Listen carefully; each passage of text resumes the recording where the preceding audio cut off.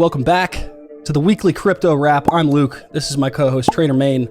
Every single week we break down the biggest news moves in crypto and try to keep you entertained during the bear market. That's all we can do at this point. Main, how we doing, buddy? I'm doing good, man. Still recovering a bit from a big weekend in Vegas, pandemonium. You were obviously there as well. It's good seeing you. We had intentions of, I think, recording this in person, but the festivities got in the way. That seems to happen every single time. It was the Miami trip. I had plans to do that with Gainsey and Size Chad. This trip, I wanted to record with you, and yeah, full. I mean, that was a full send. The nonstop go on this trip. I'm recovering this week. I feel like I'm hanging on by a damn thread, dude. I don't know if I'm getting old. Like, I'm not that old, or did we just go too hard? Are my friends bad influences on these trips? I don't know. I think it's a little bit of everything. Little bit of both. I mean, shout out to the Campai team and to Ice Bags. This is by far one of the best crypto events I've ever been to in terms of production value for money. I think the VIP tickets were $60. And for what you got for that $60 is just insane, in my opinion. It was a lot of fun. And I mean, it's Vegas, man. This is what happens, right? You get all us degenerates together in Vegas, and bad things generally happen to our brains. I don't know what looks or feels worse, the markets themselves or me right now. Yeah, at least in Vegas, we had a chance to make money. I definitely didn't make any money. I only lost money, but there was a chance to make money. Like when you walk through the casino, Vegas is Binance in real life. Like there's a chance you can maybe make some money on that table. They got this game flashing lights in your face. You're probably going to lose it, but it's fun. They started me off good. I made some money on the very first night, like late at night at the casino. And I'm like, oh, this is going to be a good trip. All downhill after that. Straight down only. My last night gambling was with you. We played Baccarat, high limit. I sit down. I was out of money, I think, in 10 minutes.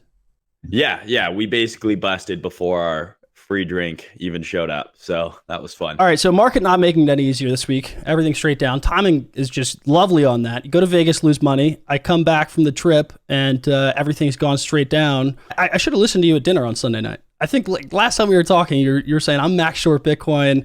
I think this thing falls. There's no way it sits up. I was still long Solana. I should have listened to you.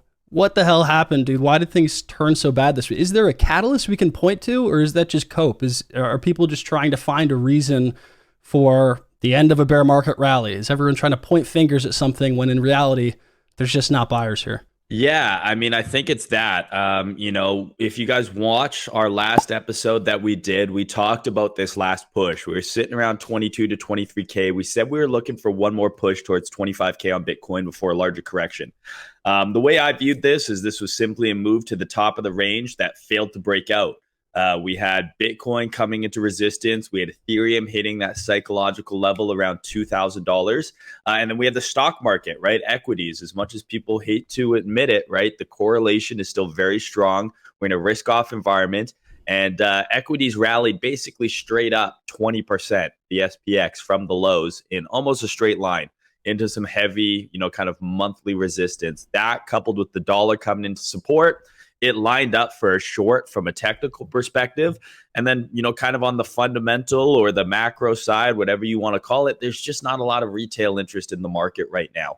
As soon as we got into the upper part of that range, a lot of exchanges were selling spot and the price was being propped up by perps. Generally, what that means is that the big players were selling and the retail degenerates, that is a very small group of us on Twitter essentially now, we're trying to long the breakout on altcoins. And I think what happened is what happens very typically in bear market rallies is everyone gets bullish really late. Ethereum rallied over 100%. And only in the last week or so do we see everyone posting altcoin long setups. And it's like, you kind of missed the boat, if you're waiting that long to get involved. We're in a bear market, and my advice always is, take money when you can get it.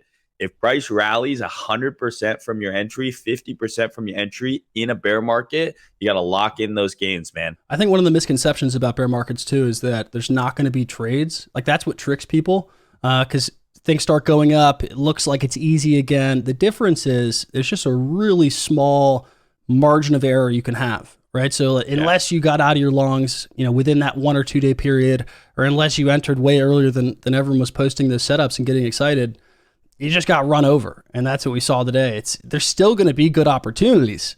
But man, unless you're really grinding and unless you're really paying attention, not going to Vegas for 4 days and not looking at the charts, you can't be doing those kinds of things. And I think that's what gets people in trouble is they see maybe one trade on Twitter. They're kind of not keeping up with macro.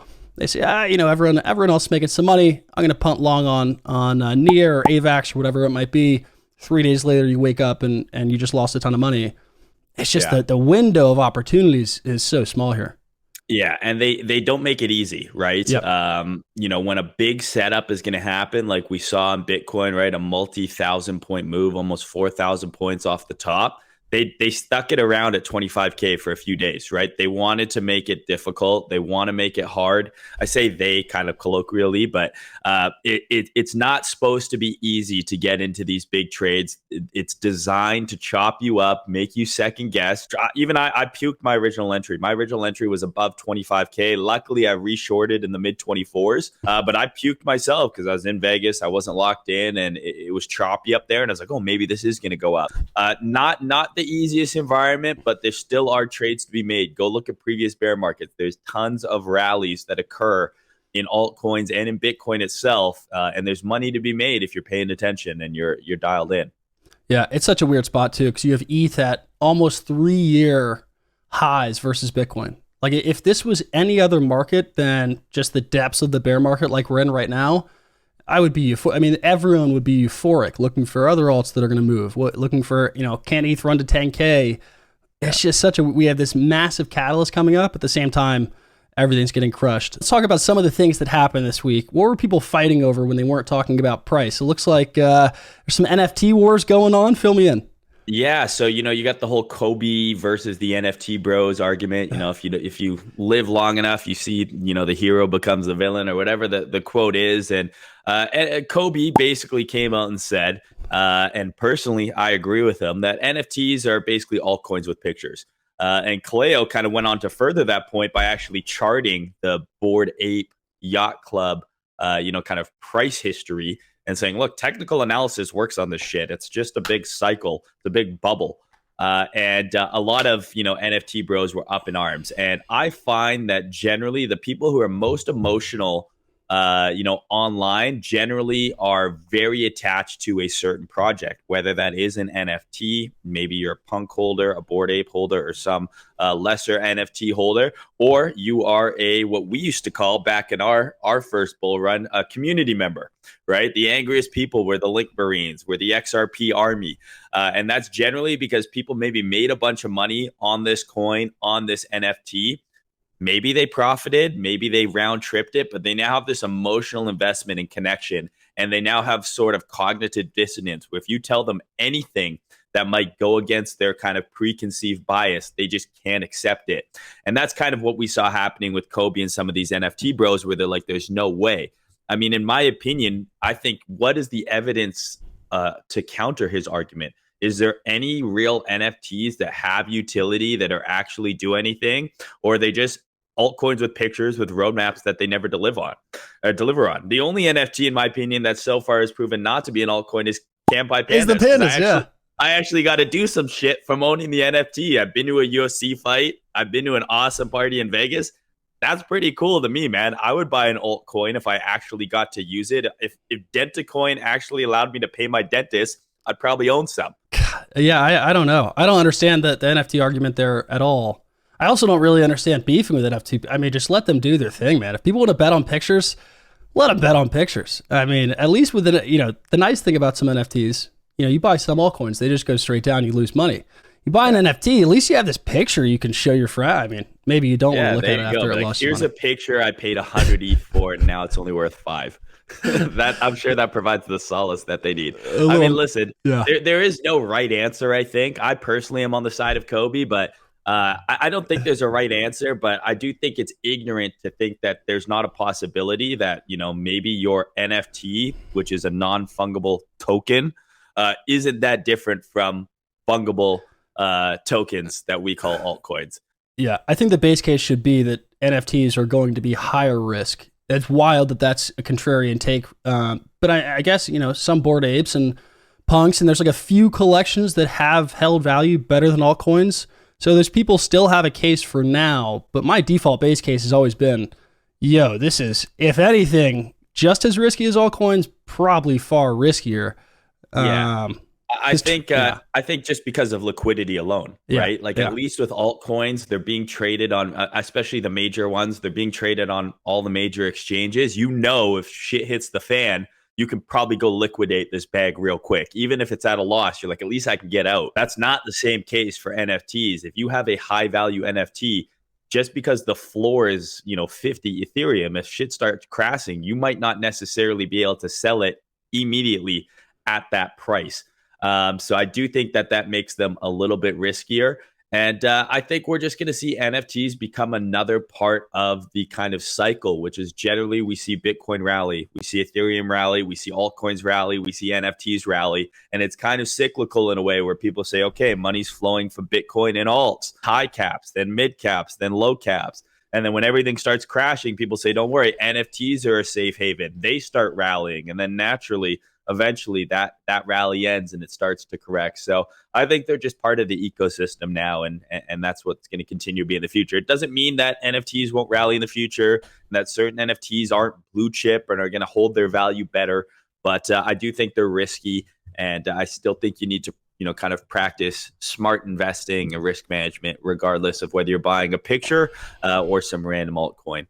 No one's going to do that, but it's the right idea. It's the right approach to have. It makes for a good tweet, but in reality, people are still going to ape into anything that can make them money. But yeah, it's the first cycle for NFTs.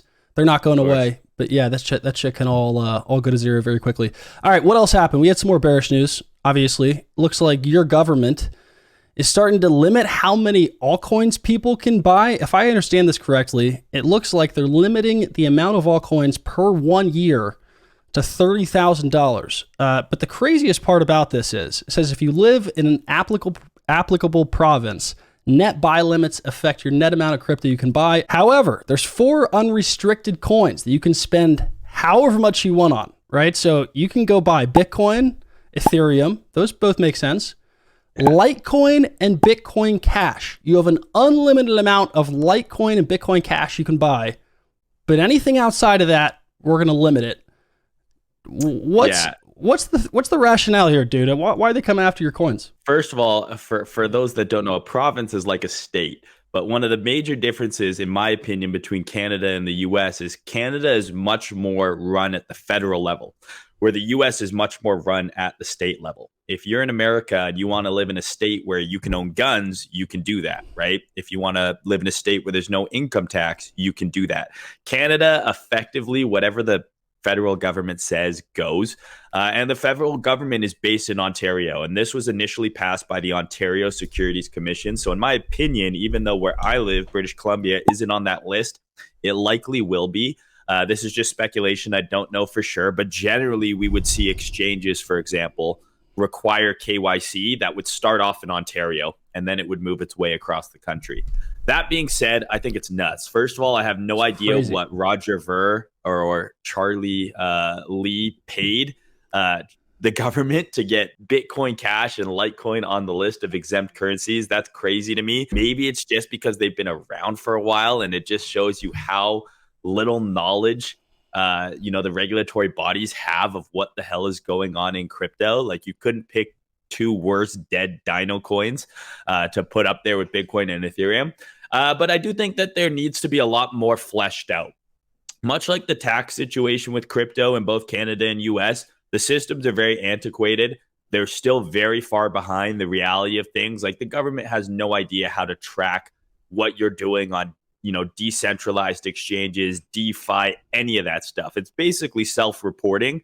So I don't know how they're going to track this. Right now, some of the kind of 2 main ways, Newton Crypto was, I think it's called Newton Crypto, was the company that released that statement.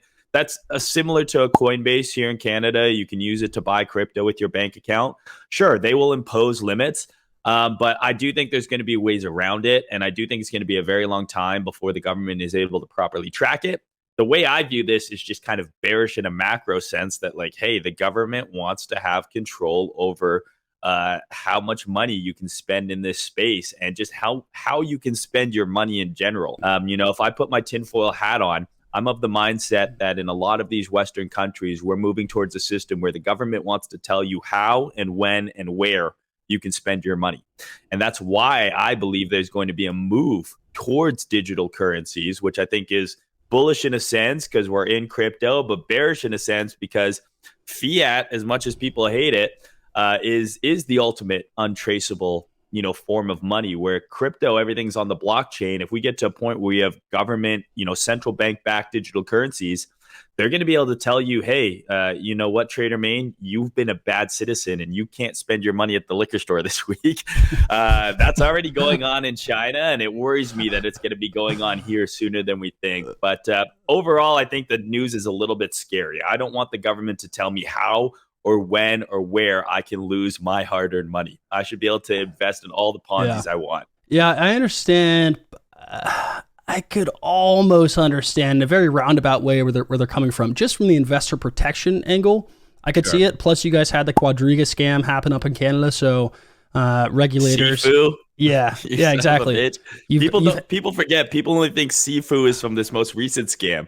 Sifu scammed 9 figures twice, you guys. Yep. Twice. And he's a hero, apparently. Yeah. So you guys have had exchanges go under. You've had Ponzi schemes in crypto, and it's definitely got there's got to be pressure towards regulators, towards the government from people not understanding it, saying, look, just police this.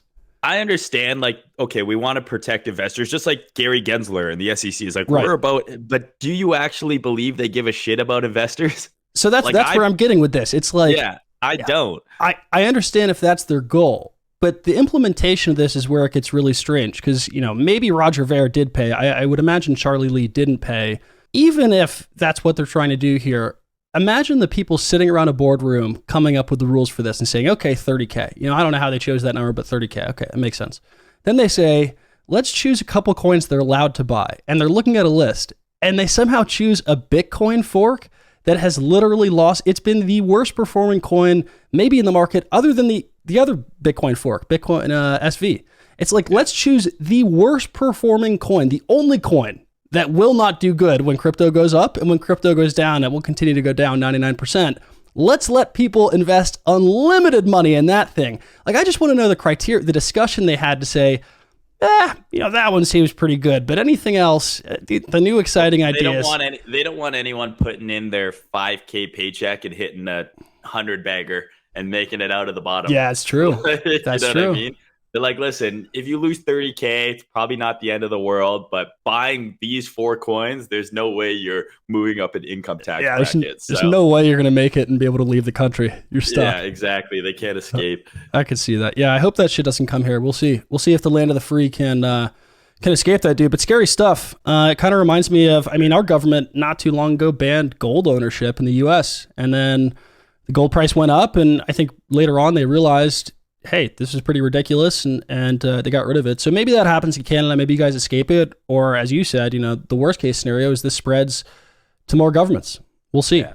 But right now, Canada, limiting the amount people can buy. If you're in Canada, I'll meet you in Malta, guys. I'll meet you in Malta. Yeah, be careful out there with your social media posts. Don't be flexing those big altcoin buys. What else do we have in the land of bearish news? I guess this isn't news, but something that was a bit of a wake-up call in case you needed one for how little demand there is in crypto. We had something called the Dogechain launched this week, and it sparked a little narrative, a little theme in the market that we have here in crypto. We get these themes, sometimes layer 1, sometimes it's DeFi, sometimes it's ETH. This week we had a new theme pop up, and it was Dogechain, which if anyone's familiar with Dogecoin, obviously you are. It's a meme coin. It's worth billions of dollars. It's literally just a Doge. And it looks like they were going to make a chain where you can deposit your Doge, you get wrapped Doge. It's compatible with ETH. So there's applications, there's DEXs, there's NFTs.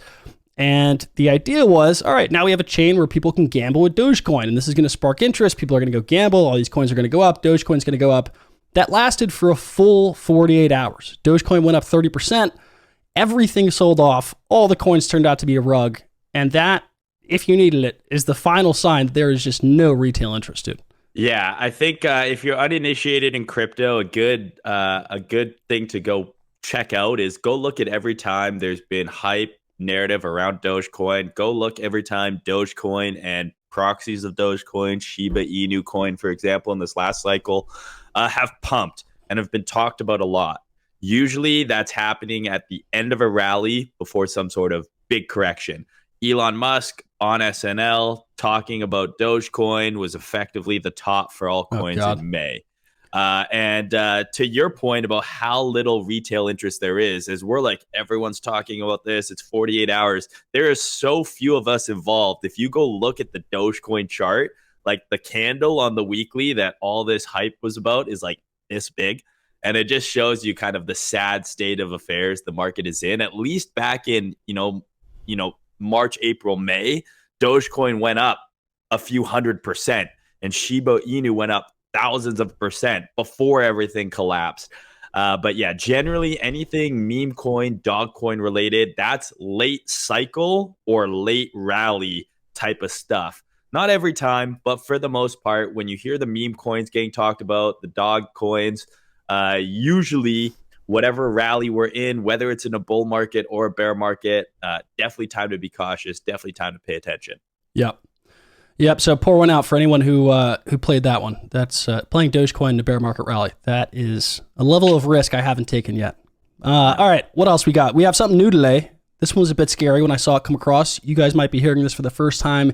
The FDIC issued a cease and desist to FTX, which is a pretty scary headline when we're down like 10% already on the day for Bitcoin. ETH's down a little bit more. Everything's selling off. Liquidations across the board. And we get a headline like that.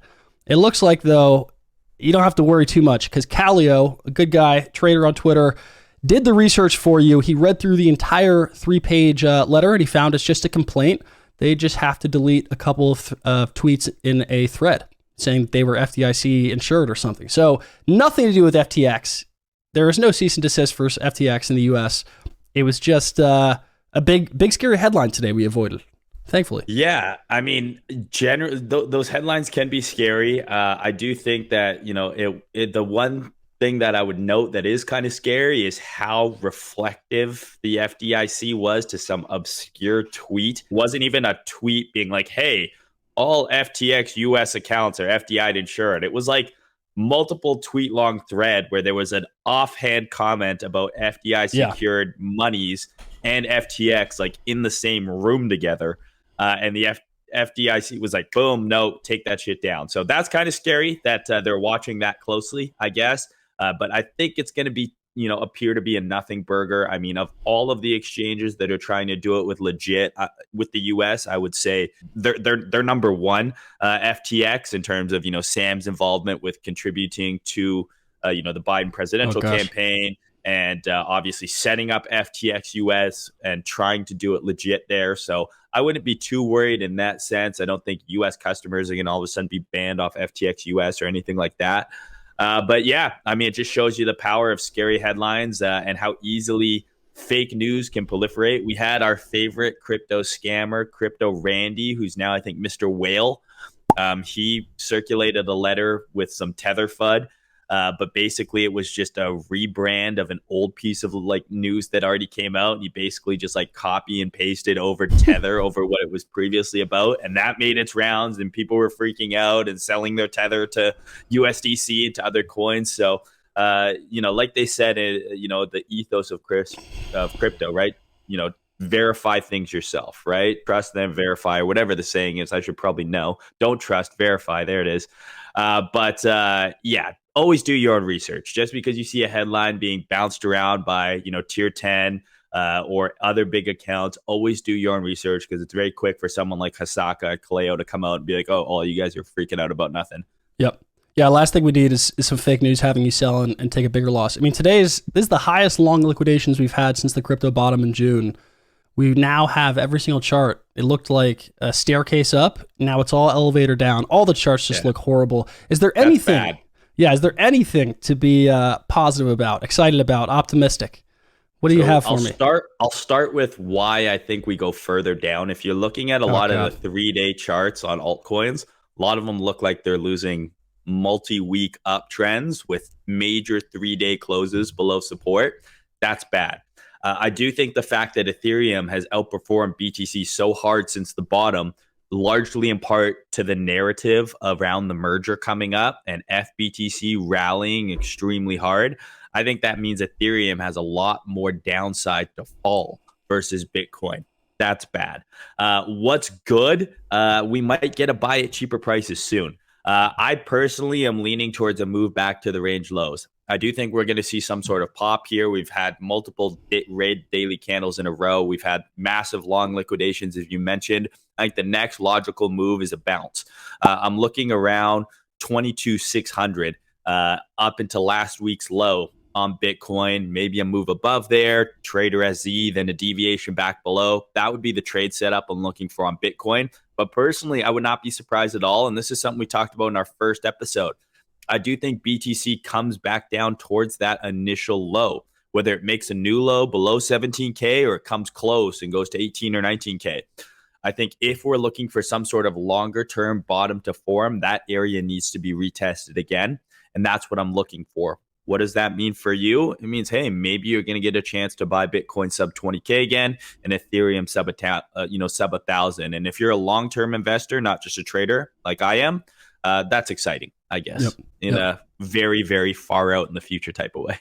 Yeah, when you tell me it's exciting, I guess I believe you. But in reality, that sounds painful, dude. Yeah, of course. To an already painful week. I mean, for me, I think I'm just going to keep my streak alive. The Solana trade worked out last week. We did run that 10 or 20%. So I don't really have too much to be excited about. If we're moving lower, I'm going to wait. I don't want to play any short setups. I'll let things drop. I'll try not to look at the charts at all this weekend. And, I guess the interesting takeaway that I've learned through these cycles is, previously I might have kept firing on this. I would have tried to buy the ETH bottom today or buy the Bitcoin bottom or whatever it is. And I think a lot of people go through this too.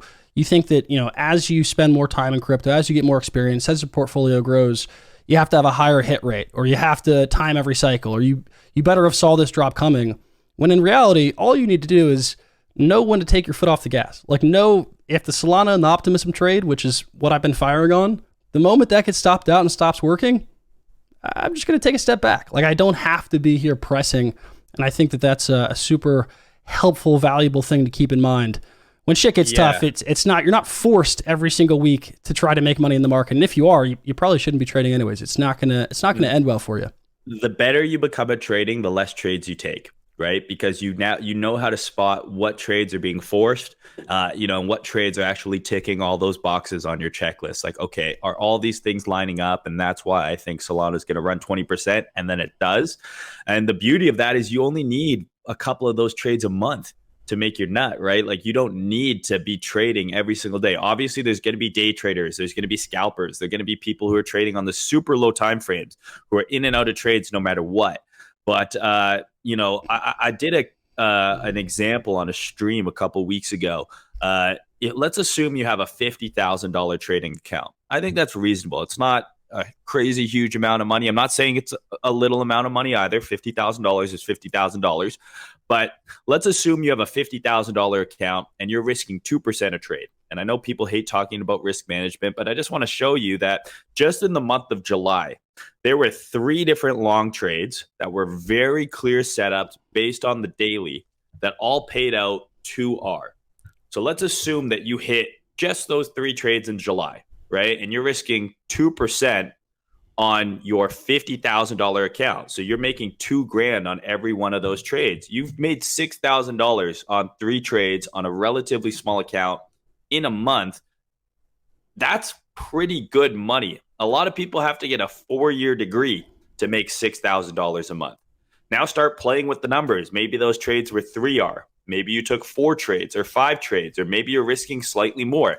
You don't have to trade a crazy amount to make money. And it only takes, 2 or 3 solid trades a month if you execute properly to do well. And what you'll learn as you get more experienced is it's not just about the good trades you take. It's about minimizing the bad ones you take as well. Like you said, not forcing it, right? When it stops working, take a step back, wait for things to line up in your favor again. Yeah, it could be as simple as you lost enough money this week, you don't want to lose anymore. That is the situation I'm in. And I hope everyone out there is doing all right, surviving. Jokes aside, brutal week in the markets, but we're here to keep you entertained. That's all we got. That's a nice little news wrap up. That's our market outlook. Man, the problem is, before we wrap this show up, we keep telling people that we're going to rename, And we had you guys submit things, and you've all done a great job. Anyone watching, listening to the show, you've been dropping name suggestions down in YouTube. You've done better. It started out as a joke. Now you've actually given us some real names. We have some we sorted through. The problem is, and I hope this doesn't become a meme, because we are legitimately looking for a new name for this weekly show we're going to be doing. The problem is we're still not happy. And I don't know if it's because the names suck or we're just too picky. But there is still a $100 bounty out there. Someone's going to get $100 in Bitcoin. So if you take a second, still leave a name suggestion down in the YouTube comments. Maybe you catch us on a good day. We like the name. I don't know what it is, dude. I'm still just not happy with them. Yeah, there's a lot that are like just kind of play on words of, our Twitter names or something to do with my neck. As much as I enjoy reading those, we're not going to pick them. We want something that's, kind of relevant to, what we're doing here. We're wrapping up the week. We're giving you some news. We're giving you some, things we're seeing in the market. We're trying to keep it entertaining. So keep dropping those suggestions. And one other thing that we want to do, and I'm going to put the work on Luke, and you can DM him this. We're going to start implementing a little bit of a viewer feedback thing. We want to get you guys more involved in the show. So if you guys have a question you want to ask us, whether it's in written form or video form, you want to take a selfie of yourself asking a question. It can be about crypto, a coin you're interested in, a narrative, a piece of news, or anything. Maybe you need some relationship advice from two 30-year-old white men, because we've I'm got not 30. Chill out. Not yet. So I was giving you a couple of my years over 30. I'll take it. That's a fair trade. The average. Fair trade. Anything you guys want, whatever it's about, send a DM to Luke, and we will pick one, and we'll talk about it on the next show. So you can be featured in next week's weekly wrap. Maybe it's not called. Maybe you can win $100 in Bitcoin, and you're on the show. There you go. Who knows? Drop your comment down below. If you have any questions, DM me. That's all I got. That's your weekly wrap. Hopefully, the price can start going up, man. This is brutal. What a brutal fucking week. But anyways. Enjoy the show. We'll see you guys next week. Have a good weekend. Thanks, guys.